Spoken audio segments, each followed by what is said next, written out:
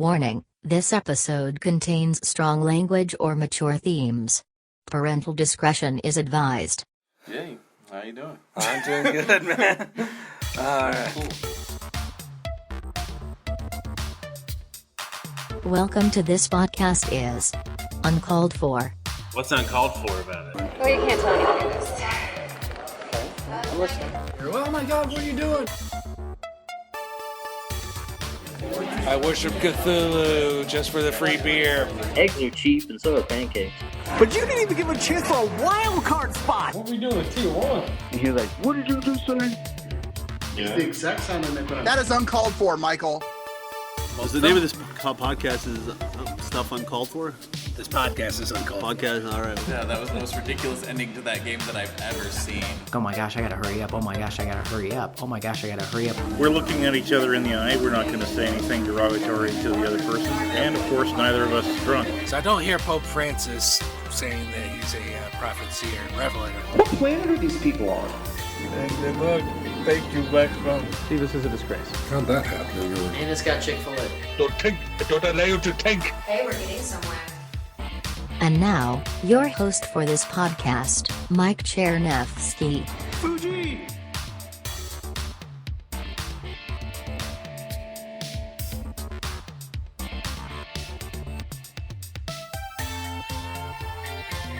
Welcome to the podcast, and welcome to the end of Season 4. There will be a Season 5. There are still a lot of interviews I want to get scheduled, but the timing just isn't right for Season 4. So this will go into Season 5, so expect a lot more interviews to come in Season 5, and we will go from there. So we're going to end Season 4 on a thoughts episode. No interesting stories this time, and unfortunately, by the time this episode is being recorded, we haven't reached the 10,000 goal yet. So maybe 10,000 downloads.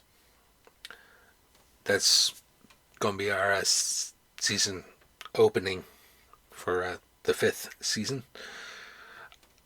And maybe we get a couple more seasons out of this. We will. We'll just have to wait and see. So, we're going, unfortunately, do a little down note here, because today's thoughts on losing one's faith. And this is brought up by a fairly recent Facebook ad. I'm going to protect his identity and not identify him by name, other than to say this individual is clearly a Latter-day Saint. From the photo, in the photo, he has the name tag and everything from when he was on his mission, most likely. And I'm going to read the exchange. Hey, Michael, how's it going? I'm good, and you, sir? And then played a audio clip, which I'm not going to play right now. But basically, he was asking, if I had a few minutes to talk about faith. My response was, I did notice the name tag in your photo. You should know that I am both a former Latter-day Saint and a former Catholic. I personally don't subscribe to any religion, and this is true. Go back to the Ex-Mormon episodes, which is a very popular episode, actually, back in Season 1.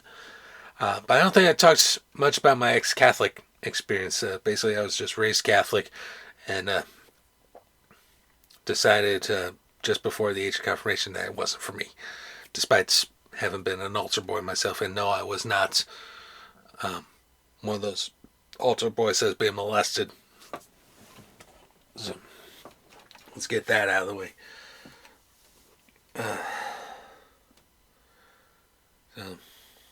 Oh, okay. Do you believe in God at all anymore? And the best way I can answer that is I don't know. I don't know if there is a God anymore. If God does exist, it's probably not in the Judeo-Christian sense. So that's actually an answer I can't intelligently answer, which puts me squarely in the agnostic category. It's agnostic beverage. No, I kid. Interesting. If you don't mind me asking, what's changed in your life to lead you that way? It's actually a very famous day, and I'm just going to stop reading for a second and talk about my experience on September 11, 2001. Which, to quote FDR, a day which will live in infamy.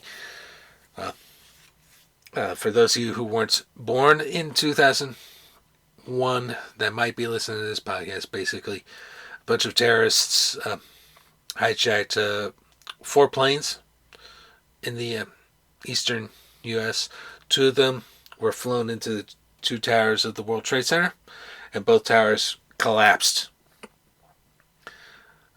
shortly after these collisions. A 3rd plane was rammed into the Pentagon building in Northern Virginia, just outside of D.C. And this is where our Defense Department is located, our military headquarters. And a 4th, the passengers were able to take back control of the plane and wound up crashing in a field in Pennsylvania. And this kicked off a disgraceful time in our nation's history, where we were technically at war for 20 years. And fortunately, that's now over and done with. Thank you, President Biden, for doing that. So 20 years, and I was in college at this time. I was actually at UMKC at this time. I remember that morning, Mom was still alive. This day, she was actually the one that woke me up. She said, "Michael, get up! Planes flew into the World Trade Center." Oh, holy cow! All right. And when I got ready for school, and I did have my morning class that day in the microeconomic theory.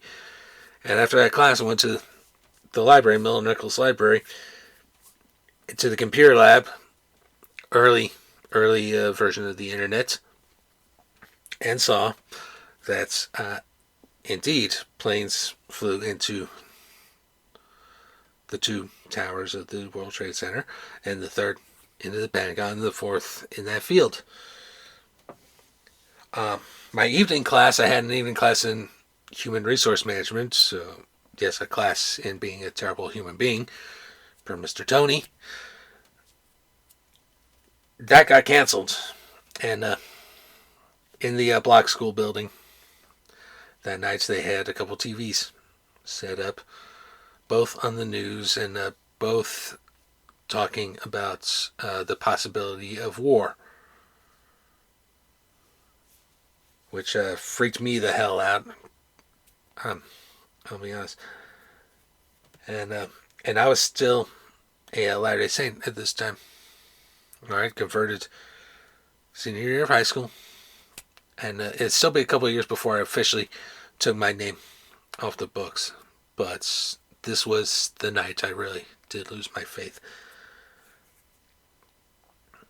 So, finding out there's not going to be a class that night, I go out, and I still have to work that night. During college and during my time in the church, I worked for a floor cleaning crew, and the company's owners were Mormon. Very devoutly so. He won't even touch Coca-Cola. His version of Mormon whiskey was just plain old tap water. All right. Anyway, I got to the job sites out in Blue Springs, so, the far eastern fringes of the KC metro area, for those not familiar. And as per usual, I show up early. Alright, that's usually my modus operandi for most work, as anyone will tell you. And I get there, and my boss at the time, he gets there with all of our equipment, everything, and he comes out of the car and says, "Well, the world's ending." And this really did freak me the hell out. I was in my early and mid 20s at this point, and experienced much of anything at this point. Yeah, I had been in the Navy briefly before then, but outside of really school and doing this job, not a whole lot of life experience to speak of. And I'm hearing this from my boss, that he thought that the world would come to an end. And that really freaked me the hell out. Alright. And that was pretty much the night I lost all faith, at least in the Judeo-Christian sense, and certainly in the LDS sense. Here's my response to that question from a while back. What changed in your life to lead you away from religion? September 11, 2001, a rather infamous day in history, was the day I lost my faith. I was in college and actually had classes that day. Still had to work that night. I was working that evening with my very devout LDS employer. He greeted me by saying that the world was ending, and that simple statement scared me out of organized religion. Thanks for sharing. So, do you not believe in the Bible or the Book of Mormon anymore?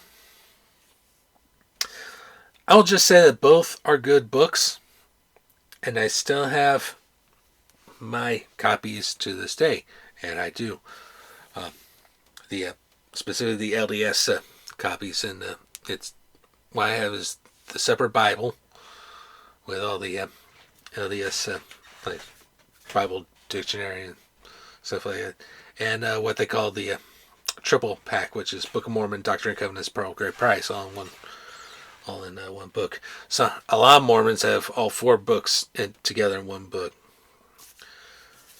which is really thick, really thick.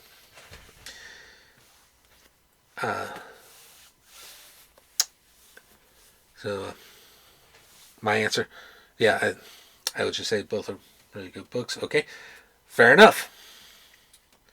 Do you do your own spiritual thing now? I do, and we'll just leave it at that. Well, I think I touched a little bit about that here on the podcast. I talked about being a naturist, and that is certainly something that helps me spiritually. Everything. Looked into meditation, and I looked into yoga, but I'm not but I don't feel I'm flexible enough, and classes can be pretty expensive. So I've looked into some of that. Comparative religion, that's a big thing for me. If you recall the Scientology story I told. So, and my experience with the Eastern Orthodox religion, particularly Eastern religion, that's a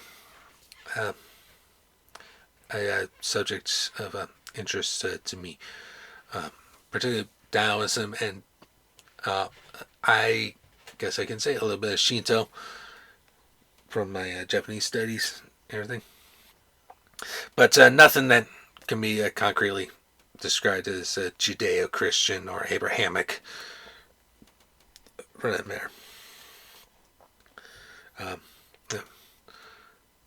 And I think it's interesting that there are so many pathways to spirituality, and that spirituality does not require and organized religion.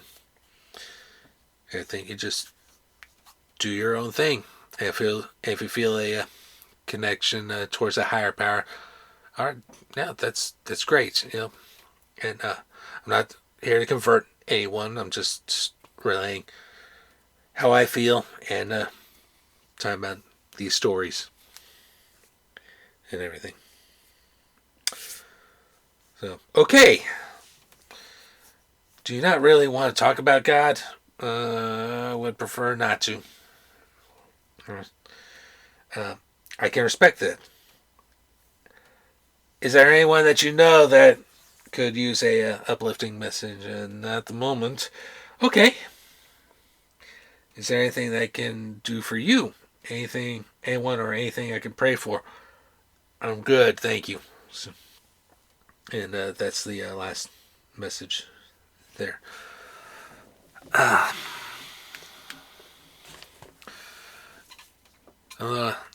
will say another great workshop in looking at exploring your own beliefs. Everything came about a year after I graduated from UKC. This was my introduction to the Communiversity program, which sadly is now defunct.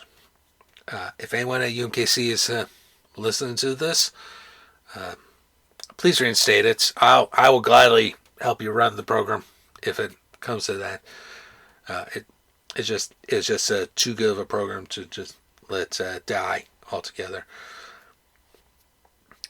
But my introduction to the Communiversity program was a class called Building Your Own Theology,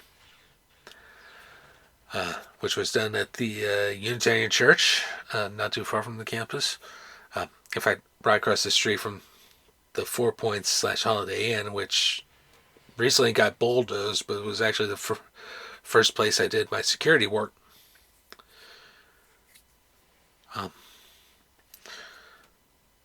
And that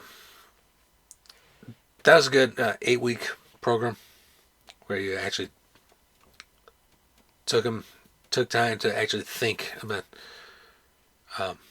what you believe and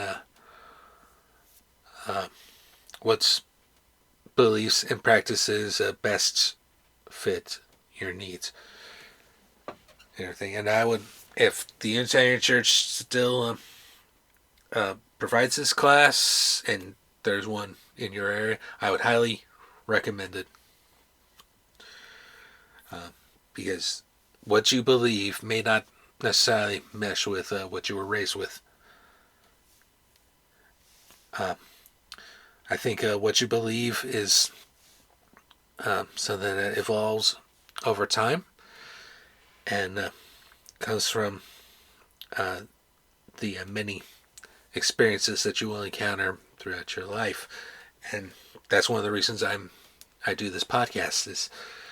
It's at its very core a examination of life, examination of my life specifically, and I want to share all that with you, whether it's through these thoughts episodes or interviewing my friends or other people.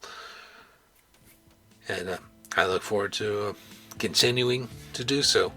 So keep an eye out for season 5, hopefully coming soon. I definitely will get more interviews for that. But for now, for the end of season 4, take care, and I will talk to you next time.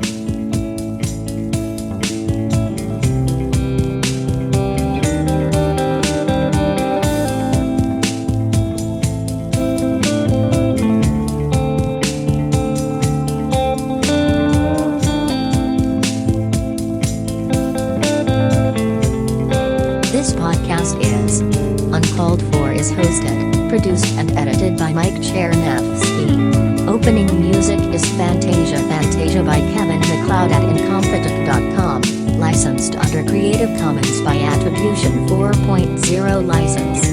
Outro music is Open Door by Little Glass Men, licensed under a Creative Commons Attribution license. Please like, share, and subscribe to the podcast through your favorite podcasting platform.